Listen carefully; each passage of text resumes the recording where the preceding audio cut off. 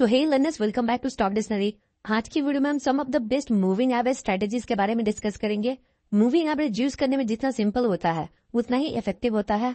अगर आप एक बिगिनर हो तो आज की वीडियो आपके लिए बहुत हेल्पफुल होने वाली है।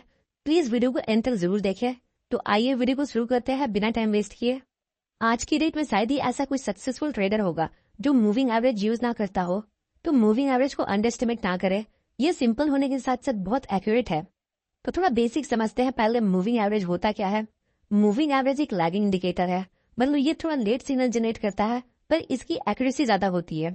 बेसिकली मूविंग एवरेज हमें dynamic support and resistance provide करता है। मीनिंग जैसे जैसे प्राइस मूव करता है ये प्राइस के अकॉर्डिंग हमें सपोर्ट एंड रेजिस्टेंस प्रोवाइड करता है, ना कि एक static support and resistance level की तरह जो कांस्टेंट रहता है। जब प्राइस एक कैंडल मूविंग एवरेज के ऊपर होता है तब ये सपोर्ट का काम करता है, और जब प्राइस एक कैंडल मूविंग एवरेज के नीचे होता है तब ये रेजिस्टेंस का काम करता है।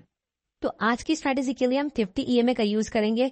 इसके लिए आपको सिंपली अपने ट्रेडिंग प्लेटफॉर्म पर जाना है और इंडिकेटर्स में सर्च करना है एक्सपोनेंशियल मूविंग एवरेज और इसे सेलेक्ट करना है। देन आपको इसके सेटिंग्स में जाना है और लेंथ में आपको 50 पुट करना है। अब एक इंपॉर्टेंट बात समझिए, हमें कभी भी किसी इंडिकेटर के बेस पर कोई ट्रेड नहीं लेना। हम इंडिकेटर का यूज अपने प्राइस एक्शन एनालिसिस को कंफर्म करने के लिए करते हैं। अब समझिए मूविंग एवरेज हमें क्यों यूज करना चाहिए। तो जब मार्केट ट्रेंडिंग होता है, मतलब या तो मार्केट अप ट्रेंड में हो या तो डाउन ट्रेंड में, उस समय मूविंग एवरेज हमारे लिए रिलायबल सपोर्ट या रेजिस्टेंस का काम करता है। फॉर एग्जाम्पल, अगर मार्केट अप ट्रेंड में है तो ये हमारे लिए सपोर्ट का काम करता है। यहाँ आप देख सकते हो मार्केट कैसे मूविंग एवरेज पे सपोर्ट लेकर ऊपर चला जाता है। और अगर मार्केट डाउन ट्रेंड में है तो मूविंग एवरेज हमारे लिए रेजिस्टेंस का काम करता है। यहाँ आप देख सकते हैं किस प्रकार प्राइस मूविंग एवरेज को हिट करता है और नीचे चला जाता है। सेकेंड रीजन हमें मूविंग एवरेज क्यों यूज करना चाहिए। मूविंग एवरेज हमें ट्रेंड रिवर्सल को आइडेंटिफाई करने में हेल्प करता है। एग्जाम्पल की हेल्प से समझते हैं। यहाँ आपको दिख रहा होगा मार्केट डाउन ट्रेंड में था और जब प्राइस मूविंग एवरेज को ब्रेक करता है तो वहां से एक अप ट्रेंड की शुरुआत होती है। मार्केट अपने ट्रेंड को चेंज करता है। सेम अप ट्रेंड के समय जब प्राइस मूविंग एवरेज को ब्रेक करता है तो यहाँ से एक ट्रेंड रिवर्सल की पॉसिबिलिटी होती है। अब स्ट्रैटेजी की बात करते हैं, हमें इसे यूज कैसे करना है। तो हमने अब तक जो पिछले वीडियोस में सीखा हम उन बेसिस पर मूविंग एवरेज को अप्लाई करके यूज करने वाले हैं। आइए एग्जांपल की हेल्प से समझते हैं। यहाँ मार्केट अप ट्रेंड में है और चार्ट पर 50 पीरियड मूविंग एवरेज अप्लाइड है। सो प्राइस अभी मूविंग एवरेज के पास है। जैसा कि हमने डिस्कस किया था, जब मार्केट अप ट्रेंड में होता है तब मूविंग एवरेज सपोर्ट का काम करता है और अभी प्राइस मूविंग एवरेज के पास है। पॉसिबिलिटी है मार्केट यहाँ से ऊपर चला जाए, पर हमें सिर्फ मूविंग एवरेज के बेसिस पर कोई ट्रेड नहीं लेना, हमें इसके साथ अदर प्राइस एक्शन मेथड को भी अप्लाई करना है। नेक्स्ट, अगर आप ध्यान से देखो तो हमारे पास एक प्रीवियस रेजिस्टेंस लेवल है जो ब्रेकआउट के बाद सपोर्ट बन चुका है। आप लोगों को पता होगा जब रेजिस्टेंस ब्रेक होता है तब वो सपोर्ट बन जाता है और जब सपोर्ट ब्रेक होता है तब वो रेजिस्टेंस बन जाता है।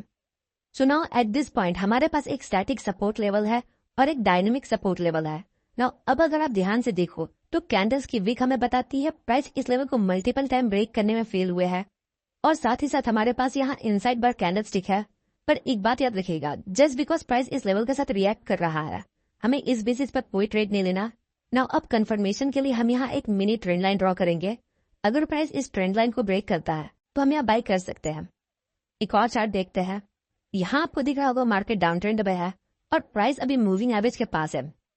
जैसा कि हमने डिस्कस किया था, अगर मार्केट डाउन ट्रेंड में है तो मूविंग एवरेज रेजिस्टेंस का काम करता है, तो पॉसिबिलिटी है मार्केट यहाँ से नीचे चला जाए, पर हमें इस बेसिस पर कोई ट्रेड नहीं लेना।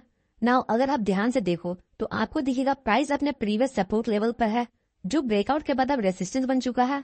नाउ अब हमारे पास एरिया ऑफ हाई कॉन्फ्लुएंस है।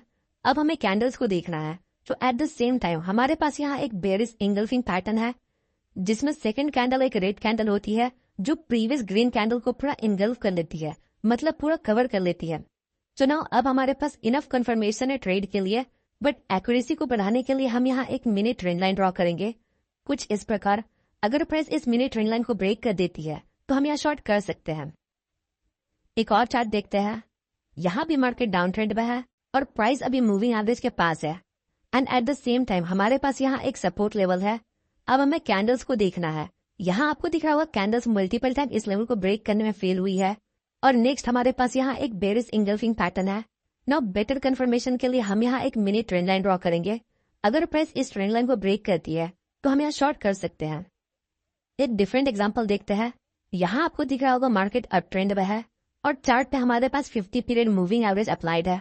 तो क्या हम एक ट्रेंड लाइन यहाँ ड्रॉ कर सकते हैं कुछ इस प्रकार। अब आप देख सकते हो मूविंग एवरेज और ट्रेंड लाइन प्राइस के साथ इक्वल रिएक्ट कर रहा है। नेक्स्ट, अभी प्राइस ट्रेंड लाइन के पास है।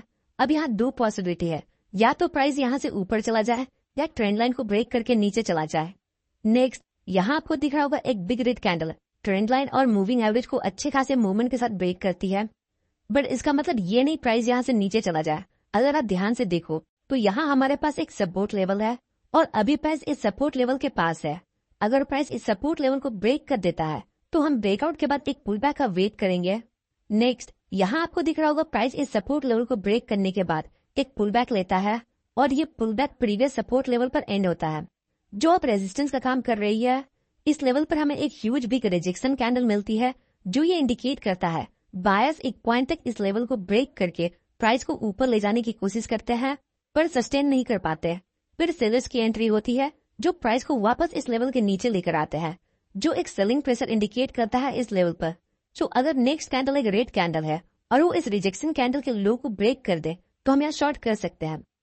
तो ये कुछ तरीके थे जिसके हेल्प से आप मूविंग एवरेज को यूज कर सकते हो। और भी बहुत से तरीके हैं, पर आज के लिए इतना ही। होपफुली गाइस आपको इस वीडियो से कुछ सीखने को मिला होगा। अगर आपको हमारी वीडियो इन्फॉर्मेटिव लगी तो वीडियो को लाइक और चैनल को सब्सक्राइब जरूर करें। मिलते हैं नेक्स्ट वीडियो में, तब तक के लिए best of luck for your shock journey.